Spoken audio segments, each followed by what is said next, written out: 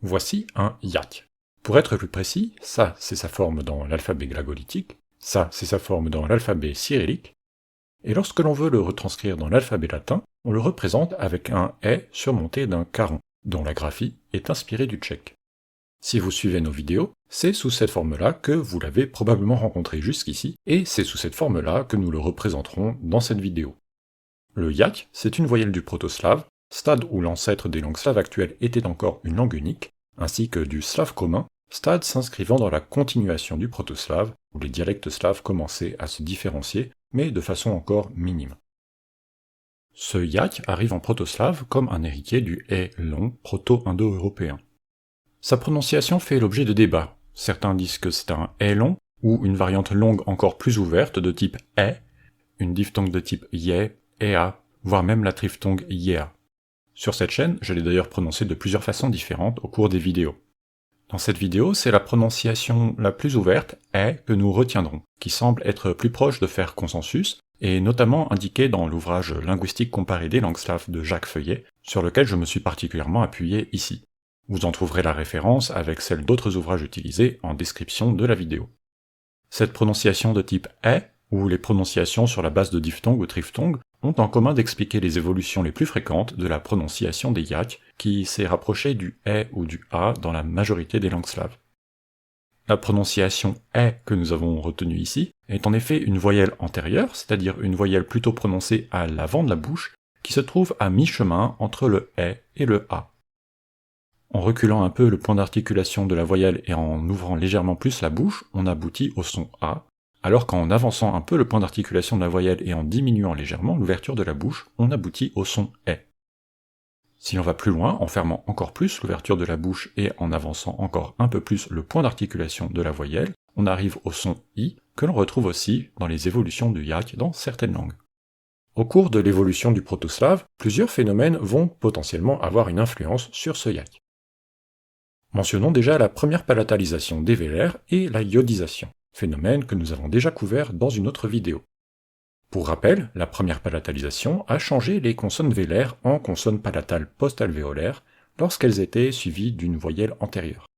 La iodisation consiste quant à elle à la simplification des groupes de consonnes labiales, dentales alvéolaires et vélaires contenant un « ye » en dernière position. Le résultat étant généralement une consonne simple ou un groupe de consonnes plus petits doté d'une composante palatalisée.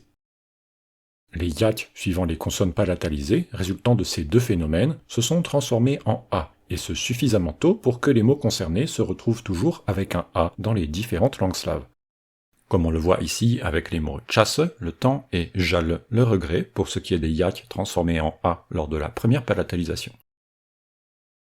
On peut aussi citer l'exemple du suffixe yanin, qui est devenu quelque chose comme yanin ou anin après la iodisation. On le retrouve notamment dans des mots comme Selyanin, le villageois. Par la suite, de nouveaux yaks vont apparaître. Il s'agit de yaks issus d'un phénomène de monophthongisation des diphtongues. Plusieurs diphtongues se sont simplifiées, monophthongisées, dont la diphtongue ai, qui, à l'issue de ce processus, a été généralement transformée en yak, et parfois également en i. Un peu plus tard dans l'évolution, en slave commun, un autre phénomène est à mentionner. Nous l'avons déjà évoqué dans d'autres vidéos, la dynamique d'ouverture des syllabes, c'est-à-dire la tendance à ce que toutes les syllabes soient terminées par une voyelle, a motivé un grand nombre d'évolutions phonologiques en proto-slave et en slave commun. Les syllabes qui étaient à l'origine terminées par une consonne liquide, c'est-à-dire par un r ou par un l, se sont ainsi restructurées afin de devenir des syllabes ouvertes. Dans les langues slaves de l'Ouest et du Sud, cela s'est traduit par une inversion de la voyelle d'origine et de la liquide, appelée métathèse des liquides, créant ainsi une syllabe composée d'un groupe de type consonne plus consonne liquide, suivi par une voyelle. Si la voyelle d'origine était un « e », alors elle a eu tendance à se transformer en yak, et ce, dans les langues slaves du Sud, en slovaque et en tchèque. Les yaks sont donc généralement, à l'issue de ces évolutions, soit des survivants des anciens yaks venus du proto-indo-européen, soit de nouveaux yaks issus de la monophthongisation des diphtongues, ou dans certaines langues slaves, de la métathèse des liquides. On retrouve donc en slave commun, que nous illustrerons ici à travers l'exemple du vieux slave, de nombreux yaks, aussi bien dans les racines des mots que dans la déclinaison des noms, adjectifs et pronoms. Pour ce qui est des verbes, les yać se limitent à la première personne du duel de tous les temps et modes, même si une version en a, que l'on retrouve aujourd'hui en slovène, semblait coexister. Je ne commenterai pas toutes les situations où l'on retrouve ces yać dans la déclinaison, mais n'hésitez pas à mettre la vidéo sur pause si la question vous intéresse. Nous pouvons citer au moins le datif et le locatif singulier des noms à thème en a, c'est-à-dire principalement les noms féminins, comme avec žena, qui veut dire femme, et sa version déclinée žené. Citons également le fait que les adjectifs possèdent deux formes, une courte, qui se décline comme un nom, et une longue, qui prendra souvent le dessus dans les langues slaves d'ailleurs, à laquelle un pronom décliné au même cas que l'adjectif a été agglutiné. Si l'on reste au féminin, l'adjectif dobra, qui veut dire bonne, se déclinera donc en dobre, tandis que l'adjectif long dobraja se déclinera en dobrei. Un autre phénomène du slave commun va contribuer à faire disparaître un certain nombre de yać. Il s'agit de la contraction, dans le cadre de laquelle les séquences composées de deux voyelles situées de part et d'autre d'un y se contractaient en une seule voyelle longue. Nous y avons également consacré une vidéo. Aucun des yać se situant dans une séquence contractée n'a persisté. En revanche, certaines séquences de type voyelle ne se sont jamais contractées, et c'est le cas notamment de cette séquence-ci qui comporte un yać. Ce phénomène de contraction n'a pas eu lieu de façon homogène dans toute l'ère slave et a été le plus fort du côté de son épicentre, à l'est de l'actuelle République tchèque. Les désinences des adjectifs étant très souvent composées de séquences de type voyelle, les yać qui en faisaient partie ont donc été particulièrement touchés par ce phénomène. Les yać ont ensuite évolué de diverses façons d'une langue à l'autre, en se dirigeant le plus souvent vers les variantes i, voire a, que l'on a déjà mentionnées.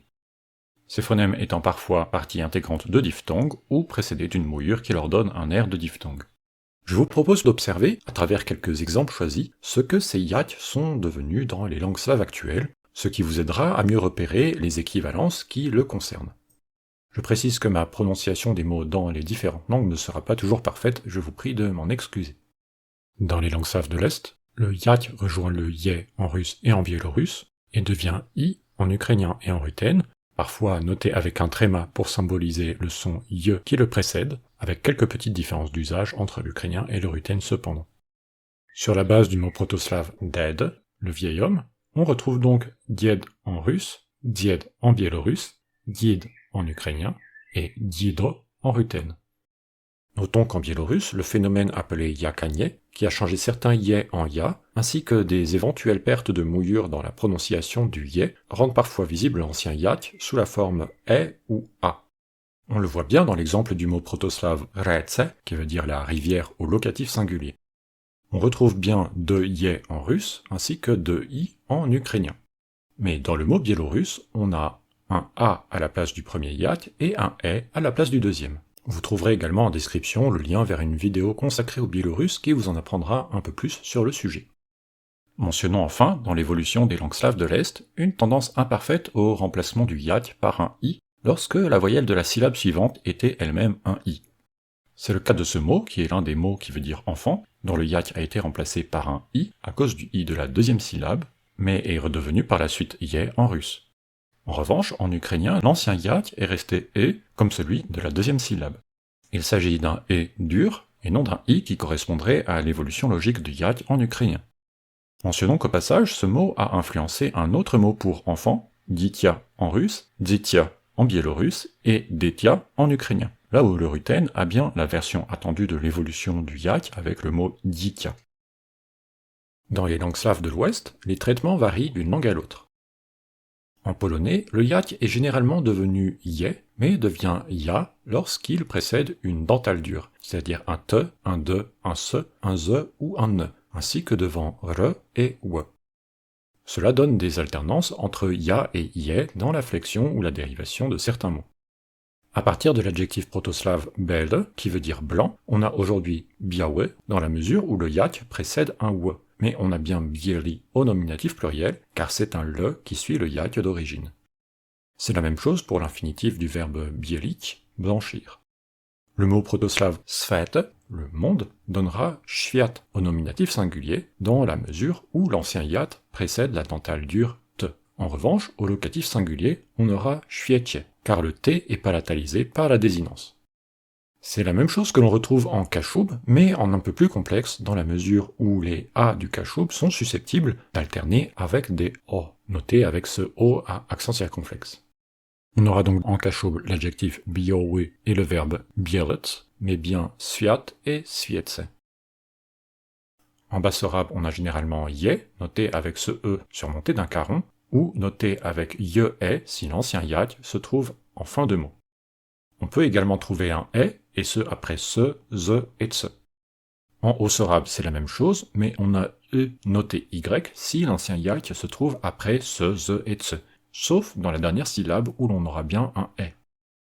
On aura donc rieka, la rivière, miera, la mesure, ou encore jonie, qui veut dire femme au locatif singulier.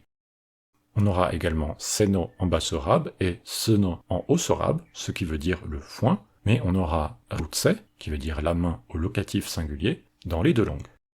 En tchèque et en slovaque, deux résultats sont possibles. Le premier est un résultat long, avec la diphtongue ie, qui s'est contracté en i long en tchèque. Le second est un e court, qui sera parfois doté d'un caron en tchèque, pour marquer le son i de la mouillure, tandis qu'en slovaque, la graphie reste sans diacritique dans tous les cas.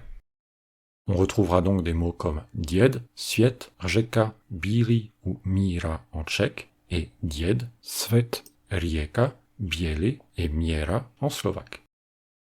Passons aux langues slaves du Sud. Précisons que dans ces langues, les désinences des mots féminins en a, au datif et au locatif singulier ont été reprises à un autre modèle et sont devenues un i qui n'est pas une évolution du yak. On a donc par exemple ženie en tchèque, mais on a ženi en slovène, en croate ou en serbe.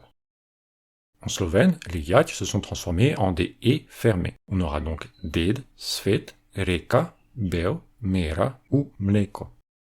Le serbe, le croate, le bosnien et le monténégrin méritent une attention plus marquée. Mais avant de vous en parler, je tiens rapidement à remercier tous ceux qui m'aident, soit financièrement via Patreon et Ko-fi, soit avec leur savoir via Discord. Je vous ai mis en description comment vous joindre à eux, et toute aide est vraiment appréciée. Je vous disais donc que l'évolution du yak a un sens tout particulier pour le serbe, le croate, le bosnien et le monténégrin, dans la mesure où celui-ci marque la division dialectale. Cette division dialectale est déjà fondée sur les variantes dites shtokaviennes, kaikaviennes et tchakaviennes, qui tirent leur nom de la façon de dire quoi dans chacun de ces dialectes, à savoir shto, kai et tcha. Les standards de l'ancien serbo-croate, et ceux du serbe, croate, bosnien et monténégrin actuel, reposent tous sur le shtokavien, le plus étendu géographiquement. Au sein du shtokavien, une autre division est faite, en fonction de l'évolution du yak. On parle en effet dans ces langues de parler ekavien, qui concerne surtout la Serbie, dans lesquelles le yak est devenu e partout. On parle ensuite de parler yekavien, qui concerne la Bosnie-Herzégovine, le Monténégro et une grande partie de la Croatie, qui ont un ye à la place du yak, noté soit ye, soit ie. Et enfin, on parle également de parler ikavien, à l'ouest de la Croatie ainsi que dans une partie de la Bosnie, dans lesquelles le yak est devenu i. Si l'on voulait schématiser, on pourrait donc dire que le serbe standard est ekavien, et que les standards des autres langues, croate, bosnien et monténégrin, sont yekaviens. On aura donc ded en ekavien, died en yekavien et did en ikavien. Pareillement, on aura soit svet, sviet ou svit. Ou encore, si on veut prendre un exemple d'un yak issu de la métathèse des liquides, on aura mleko, mlieko et mliko. Quelque chose de tout à fait similaire est à noter pour le bulgare et le macédonien, dans la mesure où l'évolution du yak est également un marqueur important des divisions dialectales. Dans la zone dialectale ayant donné le macédonien standard, les yaks se sont transformés en e. On retrouve donc des mots comme mleko, bel, svet ou encore reka en macédonien. Dans la zone dialectale ayant donné le bulgare standard, les yaks sont devenus soit des ya, soit des e. La répartition est un peu complexe. On a « e » dans les syllabes non accentuées, mais aussi dans certaines syllabes accentuées, si l'ancien yak se trouve en fin de mot, ou s'il est suivi soit d'une consonne chointante, soit d'une syllabe dans laquelle la voyelle est un i ou un e. Et on a ya partout ailleurs. Cela donne des alternances entre ya et e dans la flexion ou la dérivation de certains mots. On a donc mliako au singulier, car l'ancien yak est accentué. En revanche, dans le pluriel mleka, c'est le a final qui est accentué. L'ancien yak est donc devenu un e. Si l'on prend l'adjectif dérivé mlechen, l'ancien yak est bien accentué, mais il est suivi de la consonne chuintante ch. L'ancien yak est donc devenu un e. Pareillement, on aura l'adjectif bial au singulier, car l'ancien yak est accentué, mais on aura au pluriel beli. Ici, l'ancien yak est accentué également, mais il est devenu un e car la voyelle de la syllabe suivante est un i. Citons aussi une troisième zone dialectale qui est située au sud-est de la Bulgarie et n'est pas attachée à une langue standard. Dans cette zone, l'évolution des yaks est restée à un stade plus archaïque et ils sont tous devenus ya. Vous l'aurez constaté, sans même avoir à retenir toutes les subtilités de l'évolution du yak dans certaines langues, il est bon d'avoir en tête les principales possibilités d'évolution de celui-ci, dans la mesure où les langues slaves actuelles l'ont intégré de façon diverse dans leur phonologie. En connaître les évolutions possibles peut souvent faciliter la compréhension des langues slaves que vous ne connaissez pas. Si vous voulez en apprendre plus sur la façon dont le yak a participé à certains phénomènes importants dans l'évolution des langues slaves, je vous laisse avec cette vidéo sur l'évolution du proto-slave, ainsi que cette playlist comportant toutes sortes de vidéos qui concernent le yak de près ou de loin.